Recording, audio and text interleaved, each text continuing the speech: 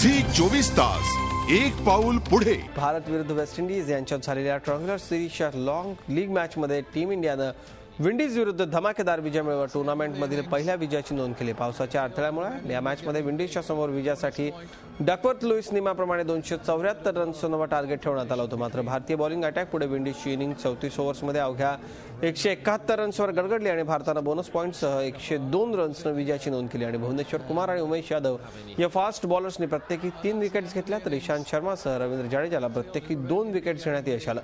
त्यापूर्वी भारतानं टॉस जिंकून बॅटिंग करताना कॅप्टन विराट कोहलीची धडाकेबाज सेंचुरी तसंच शिखर धवन आणि रोहित शर्माच्या महत्त्वपूर्ण खेळीच्या जोरावर 50 ओव्हर्समध्ये 7 विकेट्स गमावताना 311 रन्सपर्यंत मजल मारली.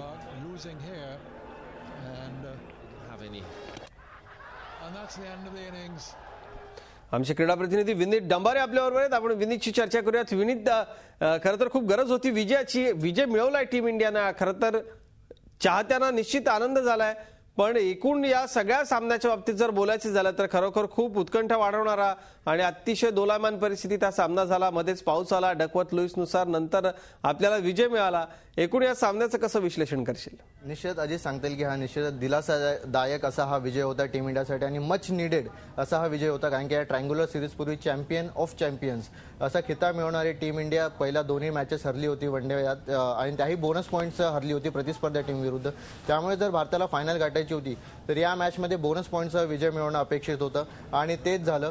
आणि आपण असं पाहू शकतो की ज्या प्रकारे जे टार्गेट दिलं होतं 311 रन्स जे भारताने 50 ओव्हर्समध्ये मिळवलं होतं ते कॅप्टन विराट कोहलीच्या कॅप्टन स्ट्रोकमुळे ज्याने 14वी सेंचुरी झळकावली, त्यामुळेच कुठेतरी टीम इंडियाला एक मोठं टार्गेट ठेवता आलं आणि वेस्ट इंडिज विरुद्ध बोनस पॉईंट कमाई करता आली.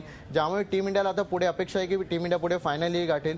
या मॅचमध्ये आपल्याला म्हणता येईल की भारतीय बॉलर्सची जी कामगिरी होती ती निश्चितच दिलासादायक अशी म्हणता येईल.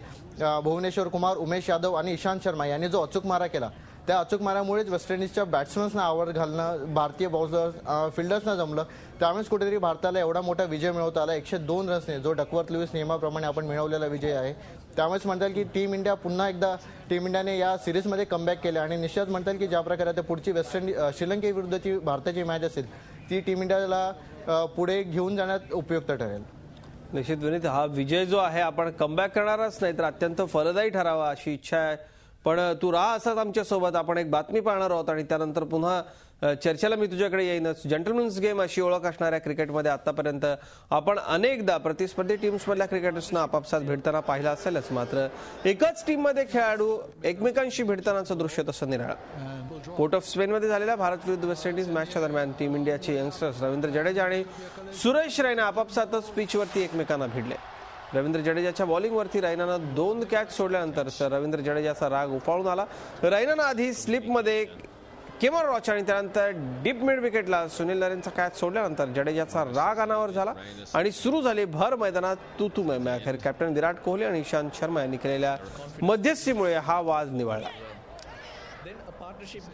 आपण ही दृश्य पाहतोय, मी आपल्याला ही दृश्य दाखवतोय. पुन्हा एकदा आपण ही सगळी दृश्य पाहूयात. इशांत शर्मा आणि विराट कोहलीने कशा पद्धतीने मध्यस्थी केली, कशा पद्धतीने या दोघांमध्ये तुतुमय झाली हे आपण बघतोय. अशी दृश्य खरं तर पाहायला मिळत नाहीत. एकाच टीम मधल्या या सदस्यांमध्ये ही तुतुमय झाली, बाचाबाची झाली, 2 कॅच सोडले आणि त्यानंतर जडेजाचा संताप अनावर झाला. विनीत डंबारे आपल्याबरोबर आहेत. आपण पुन्हा जाऊयात विनीतकडे. विनीत, खरं तर आपण बघतो की एकाच टीम मधल्या सदस्यांची वागणूक खरं तर कधी अशी बघायला फार तुरळक मिळते, फार थोडी मिळते. पण या दोघांना असं भिडताना बघून काल क्रिकेट रसिकांना खरोखर आश्चर्य वाटलं.